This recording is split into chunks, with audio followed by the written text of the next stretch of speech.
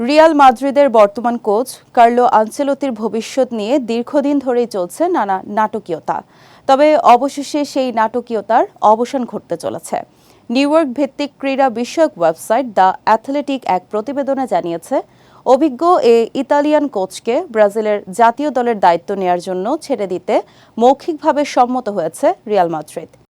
সংবাদ মাধ্যমটি দাবি করেছে, রিয়াল মাদ্রিদ এবং আনচেলোত্তির মধ্যে একটি মৌখিক সমঝোতা হয়েছে। ফলে ৬৫ বছর বয়সী এ কোচ লা লিগা মৌসুম শেষ হওয়ার আগেই মাদ্রিদ ছাড়তে পারেন। এমনকি আগামী রোববার বার্সেলোনার বিপক্ষে এল ক্লাসিকো ম্যাচের পরই এ বিষয়ে আনুষ্ঠানিক ঘোষণা আসতে পারে বলেও জানিয়েছে the athletic. Brazilian football confederation বা সিবিএফ দীর্ঘদিন ধরে আনচেলোত্তিকে কোচ হিসেবে পেতে আগ্রহী ছিল। বিশেষ করে গত মার্চে দরিভাল জুনিয়রকে বরখাস্ত করার পর তারা নতুন করে আলোচনা শুরু করে। সিবিএফ সভাপতি এথনালদো রদ্রিগেজ আনচেলোত্তিকে ব্রাজিলের কোচ হিসেবে পাওয়াকে স্বপ্ন পূরণ বলে অভিহিত করেছেন। এর আগে সবকিছু ঠিকঠাক থাকলেও মূল বাধা ছিল আনচেলোত্তির চুক্তি এবং তার বাতিলের শর্তাবলী। চুক্তির মেয়াদের আগে চলে যাওয়ার জন্য আনচেলোত্তিকে বাকি সময়ের বেতন বা ক্ষতিপূরণ দিতে নারাজ ছিল রিয়াল মাদ্রিদ।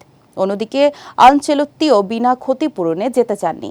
তবে সর্বশেষ খবর অনুযায়ী দুই পক্ষ একটি সমঝোতায় পৌঁছেছে, যা আনচেলোত্তির ব্রাজিল যাত্রার পথ খুলে দিয়েছে।